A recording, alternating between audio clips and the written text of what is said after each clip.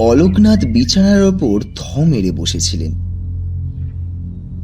একটু আগে বিশুরানা দুঃসংবাদ পাওয়ার পর থেকেই বেশ মুচড়ে পড়েছেন তিনি। তার সঙ্গে একরাশ আতঙ্ক এসে জমাট বেঁধেছে তার অসখ্য বলি রেখা পড়া তামাটে মুখটায়। এই নিয়ে ৩ নম্বর। এরপর যে কার পালা আসবে কে জানে। নিয়তি যে কখন কাকে কিভাবে ডাক দেয় কেউ কি বলতে পারে? অলোকনাথের মুখ থেকে অজান্তেই একটা দীর্ঘশ্বাস বেরিয়ে এলো। বিতানপুর এমনিতে বেশ শান্তিপূর্ণ এলাকা। কলকাতা থেকে প্রায় ১৯ কিলোমিটার দূরের প্রকৃতির অভ্যন্তরে এক চমৎকার গ্রাম এই বিতানপুর। শহুরে ব্যস্ততা থেকে কয়েক কিলোমিটার দূরের এই অনামী গ্রামে এখনো আধুনিকতার ছোঁয়া লাগেনি তা বললেই চলে। তবে সময়ের সঙ্গে সঙ্গে একেবারে যে অগ্রগতি হয়নি তা বলা ভুল। কিন্তু যতটুকু হয়েছে তা নেহাতি নগণ্য। বিতানপুরের শিক্ষার আলো এখনো সেভাবে আলোকিত করতে পারেনি সাদাসিধে সরল খেটে খাওয়া মানুষগুলোকে। তাদের জীবিকা মূলত মাছের ব্যবসা এবং চাষবাসে সীমাবদ্ধ। তবে প্রকৃতির সান্নিধ্য, নির্জন নিলিবিলি পরিবেশ এক মুগ্ধতার আবেশ সৃষ্টি করে। কিন্তু বিগত ১ মাস ধরে বিতানপুরে ঘটে চলা ঘটনা প্রবাহে এখানকার শান্তি তো প্রতিনিয়ত বিঘ্নিত হচ্ছেই, সেই সঙ্গে ভয় ঘুম উড়ে গেছে গ্রামবাসীদের। প্রথম ঘটনাটা ঘটে মাসখানেক আগে। অন্যান্য শনিবারের মতো বাবুলাল সেদিনও রাতে বিতানপুরে ফিরছিল। বাবুলাল কলকাতায় এক কাপড়ের দোকানের কর্মচারী। ওরই এক মামাতো দাদার সুপারিশে এই কাজটা জুটে যায় ওর। প্রথম প্রথম রোজ যাতায়াত করতে খুব অসুবিধা হতো। সকাল হতে না হতেই কোনো রকমে নাকে মুখে দুটো গুঁজে ছুটতে হতো ওকে। আবার দিনের শেষে লোকাল ট্রেনের ভিড়ে ঠাঁসাঠাঁসি করে চিড়ে চ্যাপটা হয়ে ফেরার সময় কাহিল হয়ে যেত। বাবুলাল সৎ, কর্মঠ এবং বিশ্বাসী। তাই কয়েকদিনের মধ্যে মালিকের সুনজরে পড়ে যায় ও। মাইনেপত্র যে এক ধাক্কায় অনেকটা বেড়ে যায় শুধু তাই নয়, দোকানেরই একদিকে মালিক ওর থাকার ব্যবস্থাও করে দেয়। বাবুলালকে তার বদলে কিছু ফরমাস খেটে দিতে হয়, ওই আর কি। তারপর থেকে বাবুলাল সেখানেই থাকে। সপ্তাহের শেষে একটু খালি সময় পেয়ে শনিবার ৫টা ৪৫ লোকাল ধরে গ্রামে ফিরে আসে ও। রবিবার দিনটা স্ত্রী আর ছেলে মেয়ের সাথে কাটিয়ে সোমবার সকালে আবার কলকাতা ফিরে যায়। দোলের আগের দিন জ্যোৎস্নায় ভেসে যাচ্ছে চরাচর। বেশ একটা খুশির আবহাওয়া ছিল গ্রাম জুড়ে। পরের দিন দোল উৎসব। বেশ কয়েকটা বাড়িতে কুচোকাচারা মিলে ন্যাড়া পোড়ার আয়োজন করেছে। অনেক গৃহস্থ বাড়িতেই দোল পূর্ণিমার দিন নারায়ণ পুজো হয়। সেসবে ব্যস্ত ছিল মানুষজন। সব থেকে বড় কথা, গ্রামের সব থেকে বড় মন্দির পঞ্চানন মন্দিরে দোলের দিন খুব ঘটা করে পুজো হয়। স্থানীয় মেলা বসে মন্দির লাগোয়া গোল মতো খোলা জায়গা। কি থাকে না সেই মেলায়। সে মেলার একদিকে যেমন থাকে জিলিপি তেলেভাজার দোকান, তেমনই চিনেমাটির জিনিস, বিভিন্ন রকম খেলনা, আবার অল্প বয়সী মেয়েদের ভিড় আকর্ষণ করার জন্য বসে সস্তা গয়নাগাটির দোকান। মেলার দোকানের বৈচিত্র্য সত্যি অবাক করে দেওয়ার মতো। তার জন্যই শেষ মুহূর্তের প্রস্তুতি চলছিল জোর কদমে। সব মিলিয়ে বেশ একটা সাজো সাজো রব। যান্ত্রিক গোলযোগের কারণে সেদিন অন্য দিনের তুলনায় ট্রেন অনেকটাই লেট ছিল। বাবুলাল যখন বিতানপুর স্টেশনে নামল তখন রাত প্রায় 12:15। এমনিতেই এখানের মানুষের মধ্যে রাত জাগার খুব একটা চল নেই। রাত 10টা বাজলেই সবাই ঘুমিয়ে পড়ে, কারণ ভোর রাত থাকতেই তারা উঠে পড়ে যে যার মতো কাজে যায়। অতএব এত রাত্রে যে জনমানবহীন স্টেশন চত্বরটা একেবারে শুনশান হবে এ কথা বলার দেরি থাকে না। দূরে কয়েকটা কুকুর খাপছাড়া ভাবে মাঝে মধ্যেই চিৎকার করে উঠছে। এছাড়া চারপাশে তেমন আর কোনো শব্দ নেই। সত্যি কথা বলতে বাবুলালেরও একটু গা ছমছম করছিল, কিন্তু পরক্ষণেই মনে কিছুটা সাহস সঞ্চয় করে ও দ্রুত পায়ে হাঁটা লাগালো বাড়ির দিকে।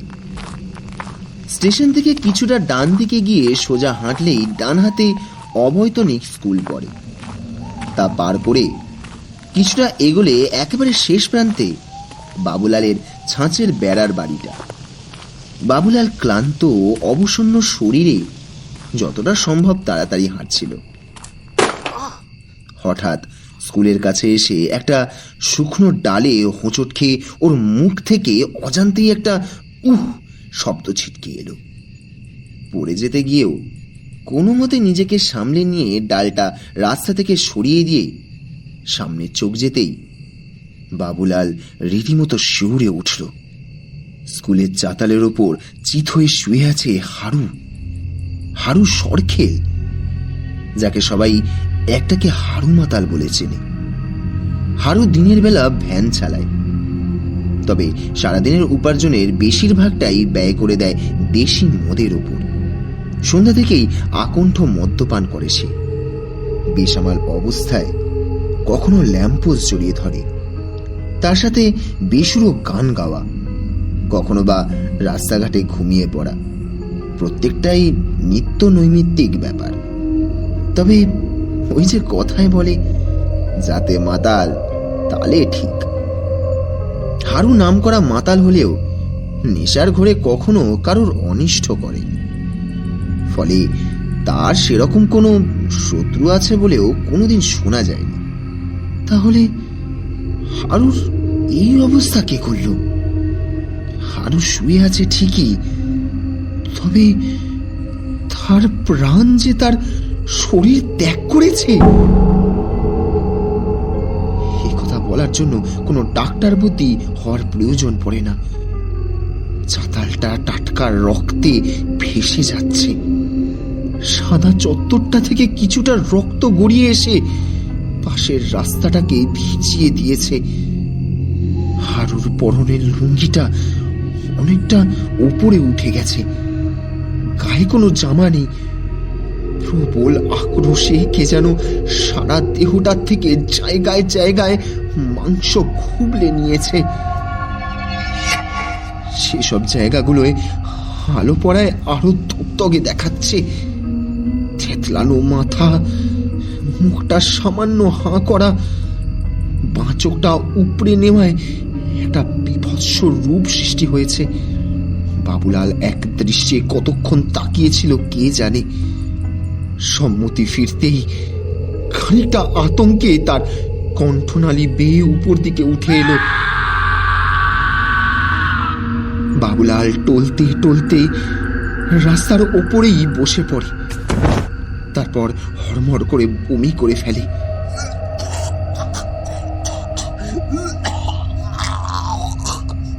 তার কিছুক্ষণ পর সংজ্ঞাহীন হয়ে পড়ে যায় মাটিতে।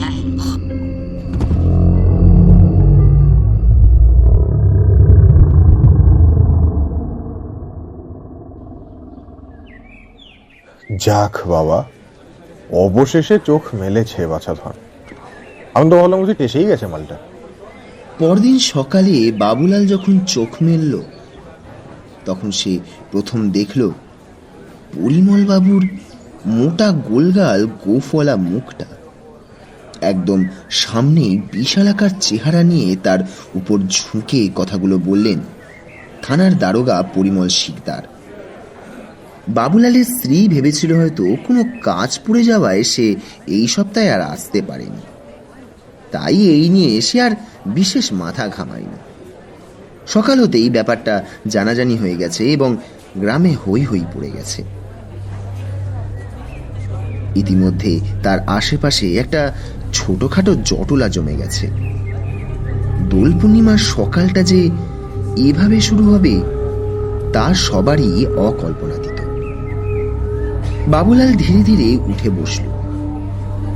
তারপর অস্ফুট স্বরে বলল, জল জল একটু একটু জল হবে, জল।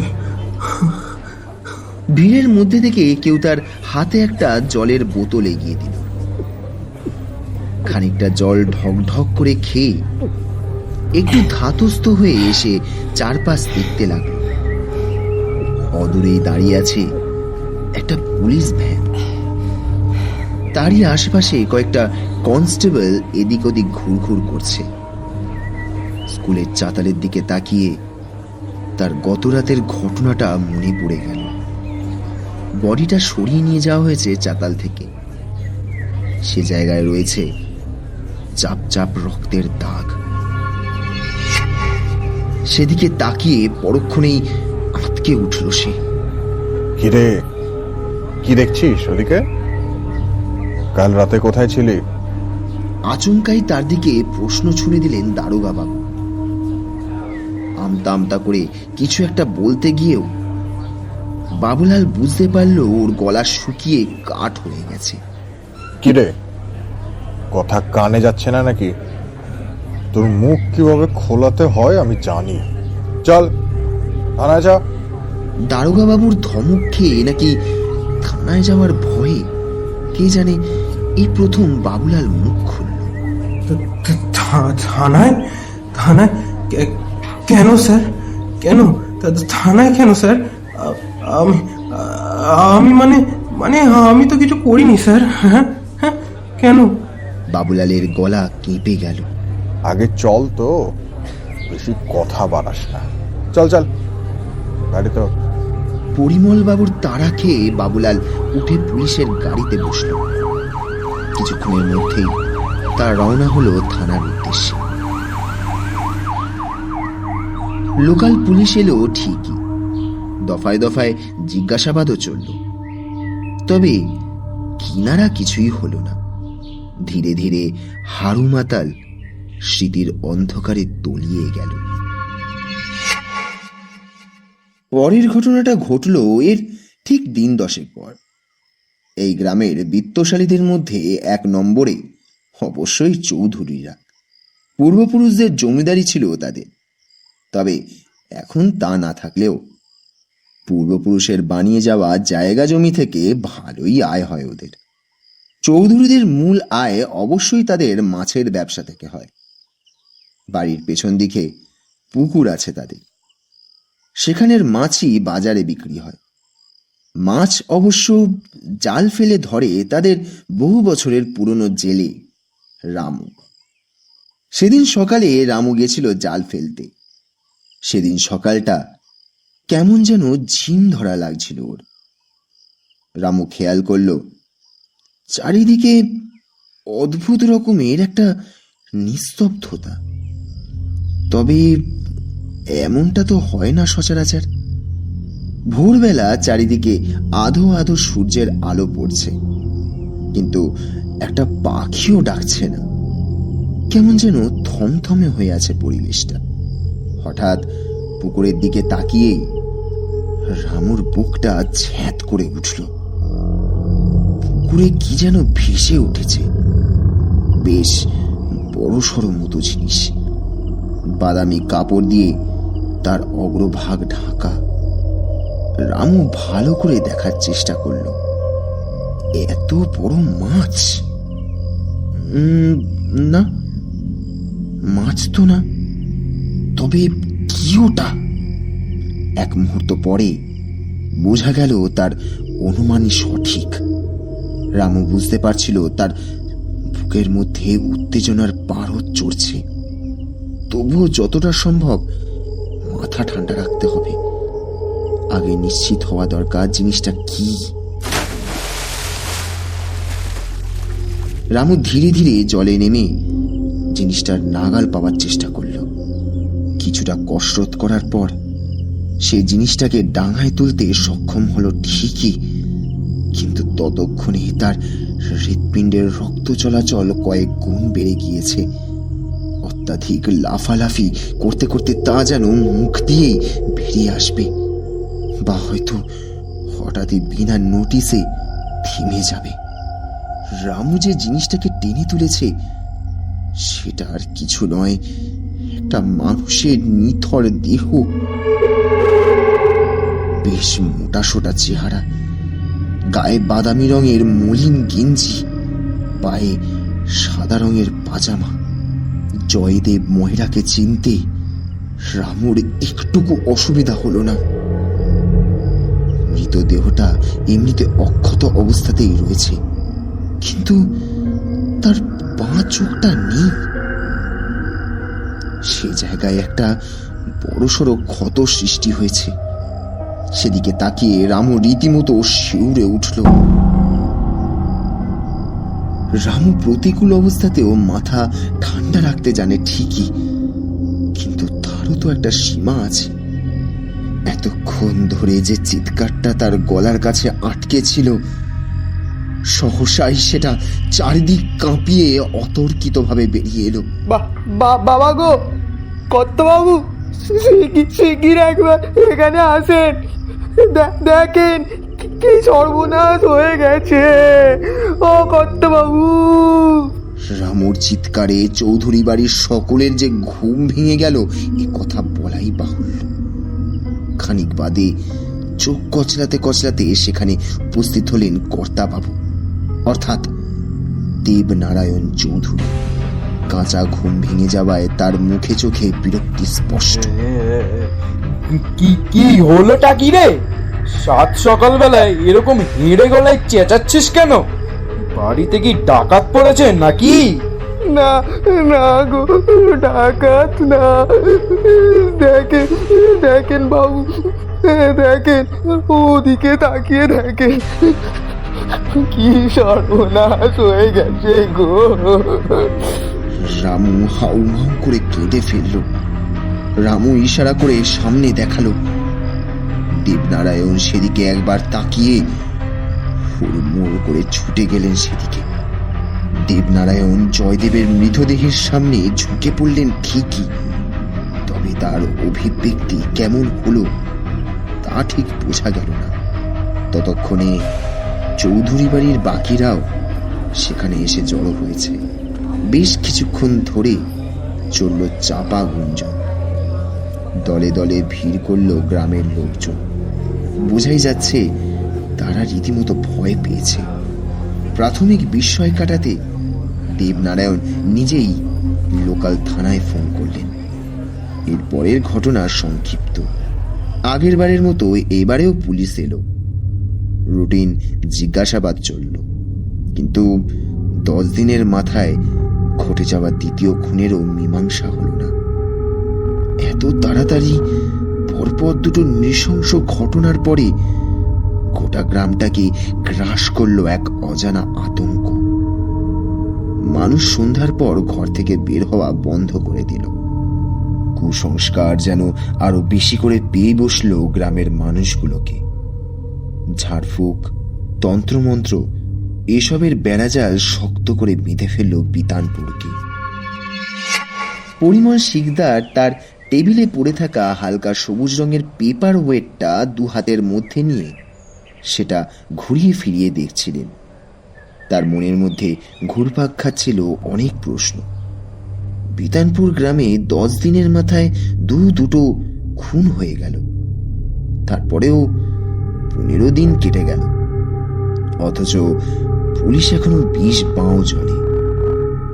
ময়না তদন্তে দেখা গেছে প্রথম খুনটা অর্থাৎ হারুর মৃত্যু হয়েছে ধারালো অস্ত্রের আঘাতে। অপরদিকে জয়দেব মারা গেছে অবশ্য হার্ট অ্যাটাকে।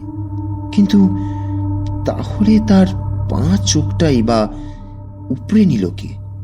পোস্টমর্টমের রিপোর্ট অনুযায়ী তার মৃত্যু হয়েছে রাত 1:30 থেকে ওই 2টোর মধ্যে। দ্বিতীয় কথা, মৃত্যুর পর তাকে জলে ফেলে দেওয়া হয়েছে, তবে জলে ডুবে তার মৃত্যু হয়নি। প্রশ্ন হচ্ছে, জয়দেব অত রাতে চৌধুরীদের পুকুরের আশেপাশে কি করছিল? জয়দেবের স্ত্রী জেরায় জানিয়েছে গরম লাগায় সে সেদিন দাবায় শুতে গিয়েছিল। সকালে উঠে তিনি দেখলেন সেখানে তিনি নেই।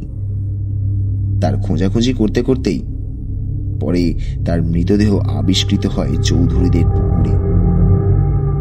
খুনের নেপথ্যে কে আছে?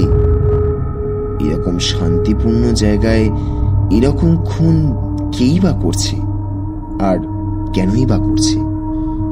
পরিমল বাবুর মাথায় একবারের জন্য অঙ্গ পাচারের ব্যাপারটা এসেছিল ঠিকই, কিন্তু পরক্ষণেই তিনি তা নস্যাৎ করে দিয়েছেন। খুনগুলো নৃশংসভাবে হয়েছে ঠিকই, কিন্তু শরীরে একটি অঙ্গ প্রত্যঙ্গ লোপাট হয়নি। তবে কি মানুষ নয়, কোনো ভয়ঙ্কর জন্তু ঘাঁটি পেরেছে বিতানপুরে? নাকি কোনো অশরীরী শক্তির প্রভাবে একে একে প্রাণ যাচ্ছে নিরীহ মানুষগুলোর? এদিকে যদি একটার পর একটা অমীমাংসিত খুন হয় একের পর এক এত কম সময়ের ব্যবধানে, তাহলে উপর মহল থেকে চাপ আসার সম্ভাবনাও প্রবল। কি জবাবদিহি করবেন তিনি তখন? পরিমলবাবুর চিন্তার জাল ছিন্ন করে কর্কশ স্বরে বেজে উঠল তার টেবিলে রাখা ল্যান্ড ফোনটা। ফোনটা ধরে খানিকক্ষণ তিনি হ্যাঁ করলেন, তারপর বললেন, এ বাবা, আবার? আচ্ছা দাঁড়াও, এখনই আসছি। এই বলেই ফোন নামিয়ে রেখে দুহাত দিয়ে মাথার রগ দুটো টিপে ধরে চোখ বন্ধ করে বসে রইলেন। এই নিয়ে তৃতীয় খুন, এবারও সেই বিতানপুর। পরিমল শিকদার উঠে দাঁড়ালেন, দলবল নিয়ে সেখানে যাওয়ার তোড়জোড় করতে লাগলেন। গতকাল রাত থেকেই কিশোরকে খুঁজে পাওয়া যাচ্ছিল না। সে খবরটা অলোকনাথকে শ্যামলবাবু নিজেই দিয়েছিলেন। অলোকনাথের মুদির দোকান আছে গ্রামে ঢোকবার একেবারে মুখে। কি পাওয়া যায় না সে দোকানে? গ্রামের অন্যান্য গুমটি দোকানগুলোর থেকে তার দোকানটায় জিনিস অনেক বেশি থাকায় ভিড়ও স্বাভাবিকভাবে বেশি হয়। রিটায়ার্ড পোস্টমাস্টার শ্যামল সোমাদ্দার তার অনেক দিনের পুরনো খদ্দের। নিয়মিত তারই দোকানে আসেন, আড্ডাও দেন। তবে সব সময় যে জিনিস কিনতেই আসেন এমনটা না, কখনো কখনো নিছক গল্পগুজব করতেও আসেন। কালও এসেছিলেন, অনেকক্ষণ গল্প করে ফিরে গেছে। বেশ খুশ মেজাজেই ছিলেন। তবে আজ সকালে যখন সেই মানুষ হন্তদন্ত হয়ে ছুটে এলেন, তখন সত্যি অবাক হয়ে গিয়েছিলেন অলোকনাথ। আরে কি হয়েছে সতুদা, এমন হাঁফাচ্ছেন কেন? আরে আরে আর বলো না, কাল রাত থেকে কিশোরকে দেখতে পাচ্ছি না। কোথায় যে গেল ছেলেটা? এরম তো এর আগে কখনো করেনি।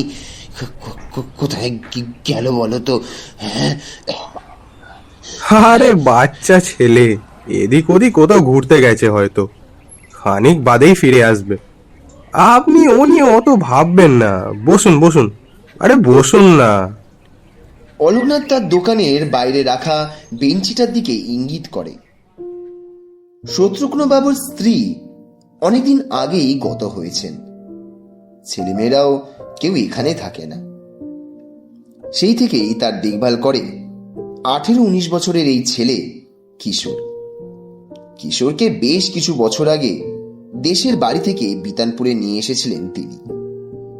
এই কয়েক বছরে ছেলেটার ওপর বড় মায়া পড়ে গেছে ওনার। কিশোর ছেলেটা বেশ কাজের ছেলে।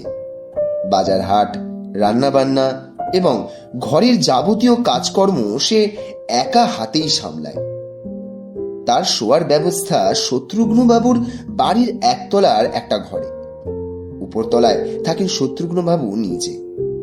এই ক্ষেত্রেও কিশোর রাতে সব কাজ সেরে শুতে গেছিল, কিন্তু সকাল থেকে তার আর কোনো খোঁজ পাওয়া যায়নি। কিশোরকে গতকাল রাত থেকে পাওয়া না গেলেও শত্রুঘ্নবাবু পুলিশে আর ফোন করেননি। হয়তো ভেবেছিলেন কোথাও গেছে, সময় হলেই ফিরে আসবে। মনে মনে ঠিকও করেছিলেন তখন বেশ আচ্ছা করে বকে দেবেন, যাতে ভবিষ্যতে এরকম দায়িত্ব জ্ঞানহীনতার পরিচয় সে আর না দেয়। কিন্তু তার ভবিষ্যৎ যে অন্য কিছু ভেবে রেখেছে সে আর কে জানত। পাড়ার বাচ্চাগুলো খেলতে খেলতে অনেক সময় দত্তদের বাঁশবাগানে ঢুকে লুকোচুরি খেলে। অনেকটা জায়গা হলে যা হয় আর কি। আজ বিকেলেও সেরকম খেলাধুলো করতে গেছিল তারা। তবে হঠাৎ একটা জিনিস চোখে পড়তেই তারা সবাই ভয়ে থ মেরে যায়। সেটা যে কি ভালো করে দেখতে গিয়ে কিশোরের মৃতদেহ আবিষ্কার করে তারাই তারপর ভীষণ ভয় পেয়ে লোক ডেকে আনে। কিশোরের শরীরেও পাশবিকতার চিহ্ন স্পষ্ট। অন্যান্যদের মতন বড় বাঁ চোখটা নেই। খবরটা গ্রামে গ্রামে রটে যেতে বেশিক্ষণ সময় লাগলো না। অলোকনাথের দোকান বন্ধ করে বাড়ি ফিরতে ফিরতে প্রতিদিনই দুপুর প্রায় 2-2:30 বেজে যায়। বাড়ি ফিরে স্নান খাওয়া সেরে তিনি সন্ধ্যা পর্যন্ত টানা ঘুম দেন। তারপর চা মুড়ি খেয়ে আবার দোকান যান। আজও তার অন্যথা হয়নি। অলোকনাথ ঘুমোচ্ছিলেন। হঠাৎ তার ছেলে বিশুর চিৎকারে তার ঘুম ভেঙে গেল। বিছানার ওপর ধরফর করে উঠে বসলেন তিনি। বিশু ভীষণ ধীর এবং স্থির ছেলে।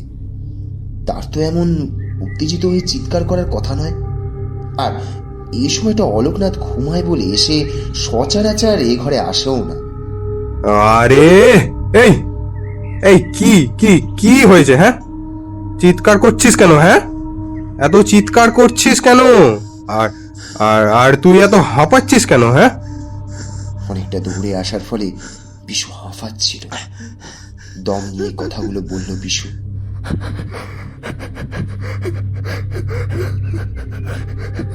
বাবা, বাবা, কিশোরদা, কিশোরদা, কিশোরদা নেই।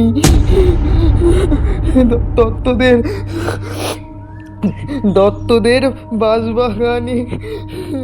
অলোকনাথের কানে তারপর আর কোনো কথা ঢুকলো না। যা বুঝবার তিনি বুঝে গিয়েছেন। তিনি একবার বিশুর মুখের দিকে তাকালেন এবং ওর বিবর্ণ মুখের দিকে তাকিয়ে তার মনে যেন ভীষণ ভয়ের সংকেত দেখা দিল। কতই বা বয়স কিশোরের? বিশুর থেকে বছর খানেকের বড় হবে হয়তো। কি কালো ছায়া নেমে এলো বিতানপুরের বুকে। বাচ্চা বুড়ো কারুর রেহাই নেই। এই অশরীরী দানবের হাত থেকে সব কি হচ্ছে? এ কি হত্যা লীলা শুরু হয়েছে তাদের ছোট্ট নিলিবিলি গ্রামটায়? অলোকনাথ সেদিন আর দোকান গেলেন না। গোপীনাথ বিছানায় শুয়ে এপাশ ওপাশ করছিল। কিছুতেই তার ঘুম আসছিল না আজ। রাত কটা বাজে কে জানে। ডান দিকে ফিরতেই গোপীনাথ দেখতে পেল টিয়া অকাতরে ঘুমোচ্ছে। ঘুমন্ত মেয়েটার মাথায় পরম স্নেহে হাত বুলিয়ে দিল গোপীনাথ। মামরা মেয়ে টিয়া। এই আশ্বিনে সবে 9 পা দেবে। টিয়াকে জন্ম দিতে গিয়ে অতিরিক্ত রক্তপাতের ফলে অকাল মৃত্যু হয় টিয়ার মায়ের। তারপর থেকে গোপীনাথই তার বাবা এবং মা দুজনের দায়িত্ব পালন করেছে। দুজনের ছোট সংসার বেশ চলে যাচ্ছিল।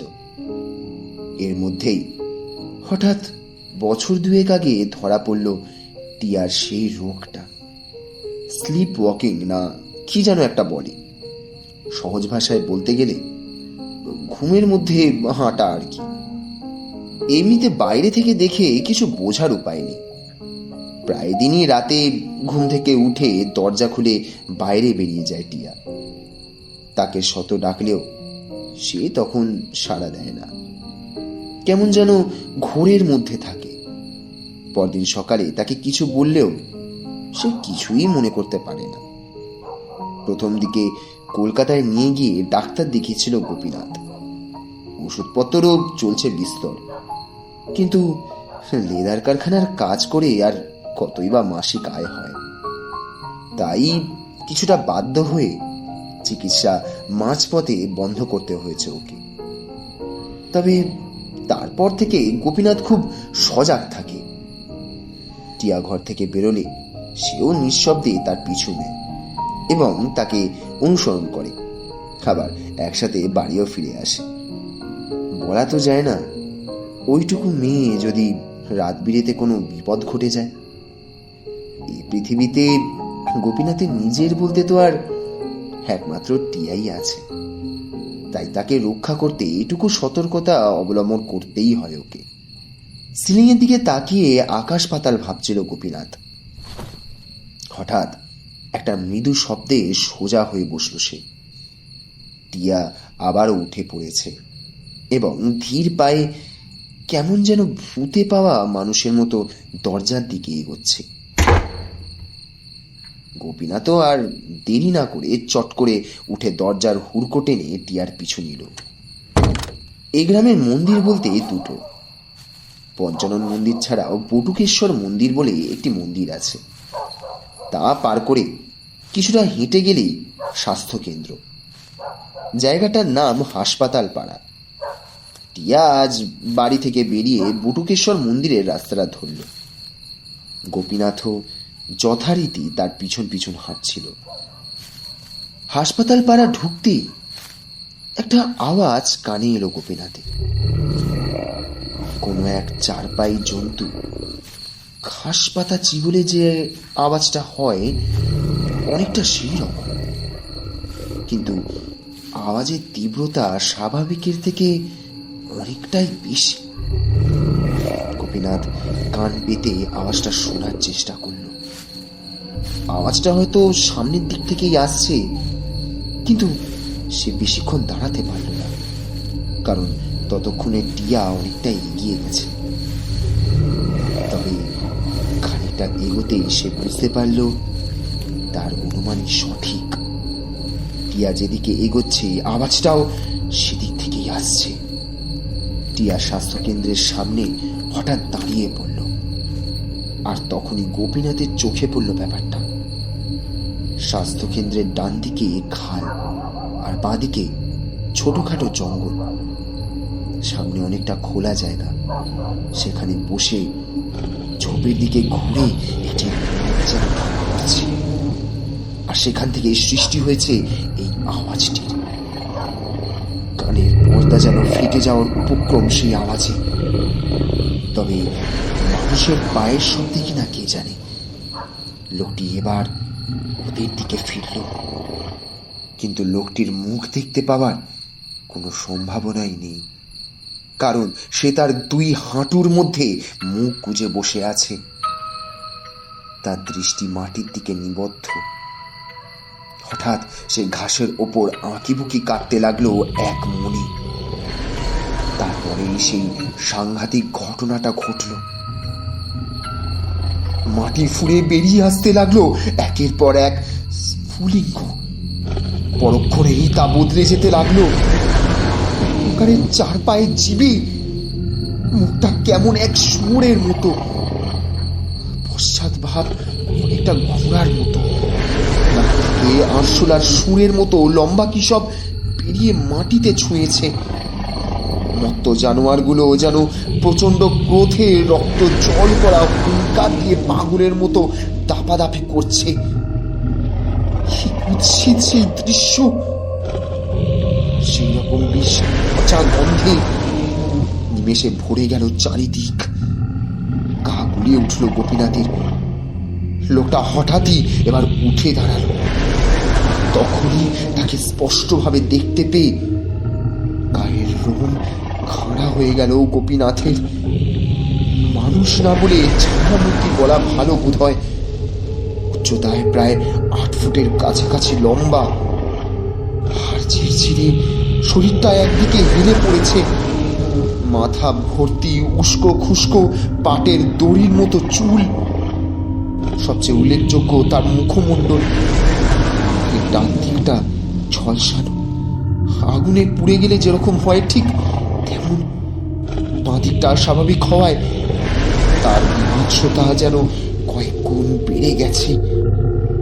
ডান চোখের জায়গাটা একটা আগুনের গোলা, বাঁ চোখটা খোলা এবং স্বাভাবিক।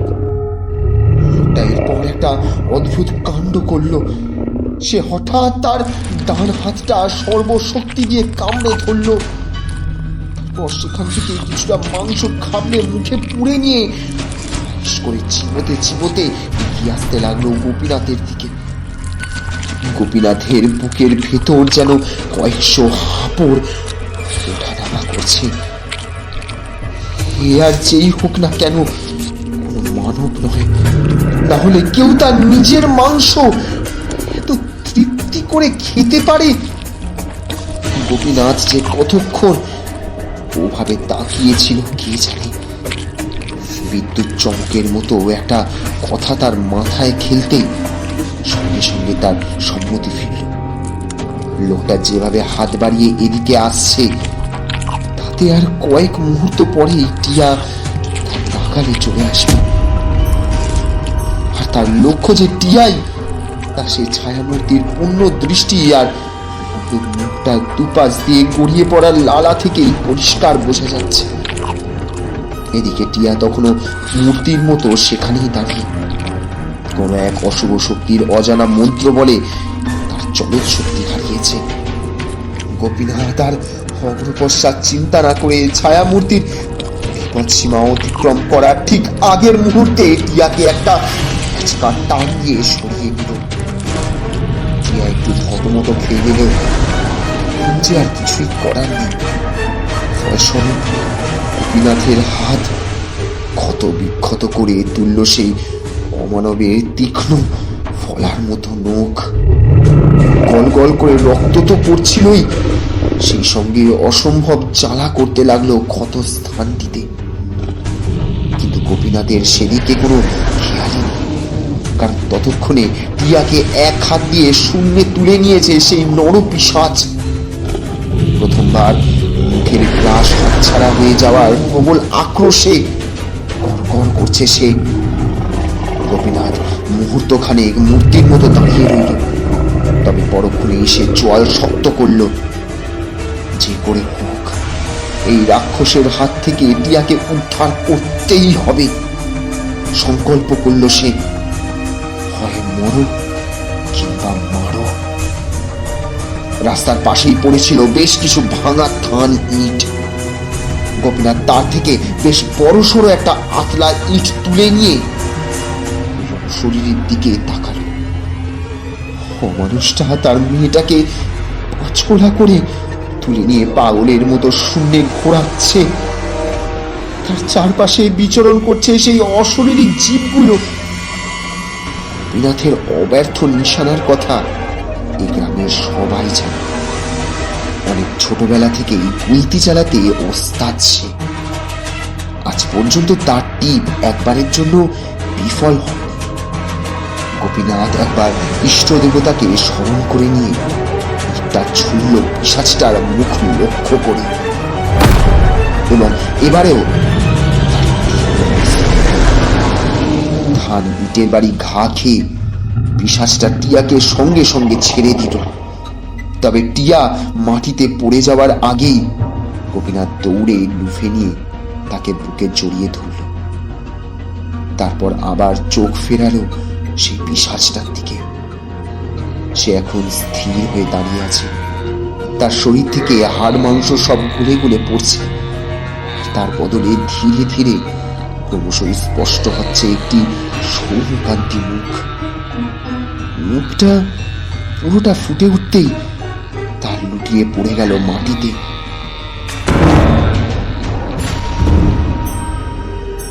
ততক্ষণে সেই জানোয়ারগুলো একটা একটা করে উধাও হয়ে গেছে। তাদের আগমন যতটা আকস্মিক ছিল, প্রস্থানও ততটাই আকস্মিক হল। গোপীনাথ বাকরুদ্ধ হয়ে চেয়ে রইল সেই মুখের দিকে। এ কি দেখছে সে? বুকের মধ্যে যেন কেউ হাজারটা হাতুড়ি একসঙ্গে পেটাচ্ছে। অপার বিস্ময়ে তার মুখ থেকে একটাই কথা ছিটকে,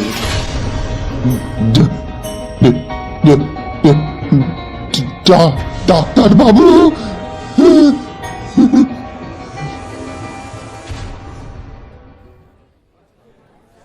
এত ভালো মানুষের এই মর্মান্তিক পরিণাম সত্যি ভাবা যায় না। অপসরের সুরে কথাগুলো বললেন গ্রামের স্কুলের অবসরপ্রাপ্ত হেডমাস্টার মশাই মুরারিমোহন চট্টরাজ। পরদিন সকালে পাওয়া খবর অনুযায়ী গোপীনাথের হাতে গভীর চোট থাকায় সে চিকিৎসাধীন। টিয়ার কাল রাত থেকে ধুম জ্বর, সেও হাসপাতালে ভর্তি। সবাই এসে জড়ো হয়েছে স্বাস্থ্যকেন্দ্রের সামনে খোলা জায়গাটায়। একপাশে রাখা হয়েছে কাল রাতে নিহত দানবের বিশাল দেহ, আর সবার সামনে ভিড়ের মুখোমুখি দাঁড়িয়ে বক্তৃতা দেওয়ার ঢঙে কথা বলছেন মুরারি বাবু। সবাই চুপ করে তার কথা শুনছে। আজকের জমায়েতে যারা আছেন তাদের অনেকেই একথা জানেন, যারা জানেন না তাদের উদ্দেশ্যেই এই কথাগুলো বলা। বছর 15 আগে আমাদের বিতানপুর গ্রামে বদলি হয়ে আসেন ডক্টর বিনয় গোমস। যেমন সজ্জন মানুষ ছিলেন তেমনই অমায়িক ব্যবহার ছিল তার। ডাক্তার হিসাবে ভালো তো ছিলেনই, এছাড়াও গ্রামের সবার বিপদে আপদে ঝাঁপিয়ে পড়তেন। গ্রামের মানুষের কথা সবার আগে ভাবতেন, ফলে সবাই খুব ভালোবাসত ওনাকে। তারপর কি থেকে যে কি হয়ে গেল। বছর 2 বাদে মহামারী দেখা দিল গ্রামে। উজাড় হয়ে যেতে লাগলো গ্রামের পর গ্রাম। হঠাৎ অজানা জ্বর, শ্বাসকষ্ট, তারপর মৃত্যু। কিন্তু ডাক্তারবাবুর সেবা শুশ্রূষায় সবাই সুস্থ হয়ে যেত আমাদের গ্রামে। কোনো মৃত্যুর খবর শোনা গেল না। সবাই বলতো ডাক্তারবাবুর হাতে নাকি জাদু আছে, মরা মানুষকেও বাঁচিয়ে রাখার ক্ষমতা রাখেন উনি। কিন্তু হায় ভাগ্যের পরিণাম, হঠাৎ ওই রোগের লক্ষণ দেখা গেল ওনার শরীরে। সেবা করা তো দূর, কেউ ওনার কাছেও ঘেঁষল না। অনাহারে অবহেলায় একসময় মারা গেলেন উনি। তারপরেও কেউ তার শেষ ক্রিয়া করতেও রাজি হলো না। অনেক বলে কয়ে পাশের গ্রাম থেকে একটা ডোমকে এনে রাজি করানো হয়। সে সময় গ্রামে কোনো কবরস্থান ছিল না। ডাক্তারবাবু তো খ্রিস্টান, হিন্দু মতে তার দাহ কার্য সম্পন্ন করা সম্ভব নয়। তাহলে উপায়? অতএব গ্রামের শেষ প্রান্তে সূর্যাস্তের পর চুপি চুপি তাকে মাটির নিচে শায়িত করা হয়। বলতে গেলে এক প্রকার বিশ্বাসঘাতকতাই। এই পর্যন্ত বলে একটু দম নিলেন মুরারিমোহন। তারপর আবার বলতে শুরু করলেন। এক জটাধারী সাধু বাবা এসেছিলেন আমাদের গ্রামে, এই 3-4 বছর আগে হবে। বটুকেশ্বর মন্দিরের পাশেই সপ্তাহখানেক ছিলেন। আমার এখনো স্পষ্ট মনে আছে ওনার প্রত্যেকটা কথা। গুরু গম্ভীর কণ্ঠস্বরে উনি তর্জনী উঁচিয়ে বলেছিলেন, সে জেগে উঠেছে, সে আবার জেগে উঠেছে। কৌতূহলী হয়ে জিজ্ঞেস করেছিলাম, কে আবার জেগে উঠেছে সাধু বাবা? সাধু বাবা তার রক্তবর্ণ চোখে তাকিয়েছিলেন। কি শীতল আর হাড় হিম করা সেই দৃষ্টি। তোদের গ্রামে এক অতৃপ্ত আত্মা ঘুরে বেড়াচ্ছে। মুক্তি হয়নি তার, মুক্তি হয়নি। মহামারীতে যার প্রথম মৃত্যু হয়েছিল তার বৈদেহী আত্মা শৈশব, কিশোর, যৌবন এবং প্রৌঢ় এক বয়সের 4টি প্রাণ কেড়ে তার মুক্তি হবে। তবে তার আগে যদি তাকে কেউ তার মুখে আঘাত করে তাকে হত্যা করতে সক্ষম হয়, তাহলে সেই গ্রাম থেকে চিরতরে বিদায় নেবে। সবার মতো আমিও ভণ্ড মনে করে সেই সাধুর কথায় বিন্দুমাত্র কর্ণপাত করিনি। প্রতিকার চাওয়া তো দূর, আমরা সবাই তার কথা হেসে উড়িয়ে দিয়েছিলাম। তবে তার মাসুল দিতে হলো তিনটে নিরীহ মানুষকে। এক্ষেত্রে দেখো, হারু প্রৌঢ়, জয়দেব যুবক, কিশোর সত্যি বাচ্চা কিশোর, আর টিয়া তো নিতান্তই শিশু। সে যেভাবে তার অভীষ্টের দিকে এগোচ্ছিল তাতে আর একটা মাত্র প্রাণ। টিয়ার প্রাণ নিলেই সে মুক্তি পেত, কিন্তু গোপীনাথ তার আগেই তাকে হত্যা করতে সক্ষম হয়েছে। তাই আশা করি আর ভয় নেই। এরপর গ্রামের সবাই মিলে চাঁদা তুলে একটা সত্যনারায়ণ পুজোর আয়োজন করতে হবে। কি তুহিন বাবু, তাই তো? তুহিন ভট্টাচার্য এই গ্রামের বহু পুরনো বৃদ্ধ পুরোহিত। তিনি মাথা নেড়ে সম্মতি জানালেন। গ্রামে বড় করে পুজো হওয়ার পর বিতানপুরের মানুষ বিপদমুক্ত হয়েছে ঠিকই, কিন্তু ডাক্তার বিনয় গোমসের আত্মত্যাগ কেউ মনে রেখেছে কি তা জানা যায়নি। আমাদের এই গল্পটি আপনাদের কেমন লাগলো নিশ্চয়ই আমাদের জানাবেন। আর যদি আমাদের এই গল্পটি আপনাদের ভালো লেগে থাকে তাহলে আমাদের চ্যানেলটিকে সাবস্ক্রাইব করে আমাদের পাশে থাকবেন এবং বেল আইকনটাকে টিপে আরও যে গল্পগুলো আসছে তাদের অপেক্ষা করবেন। ততদিন স্টে টিউন।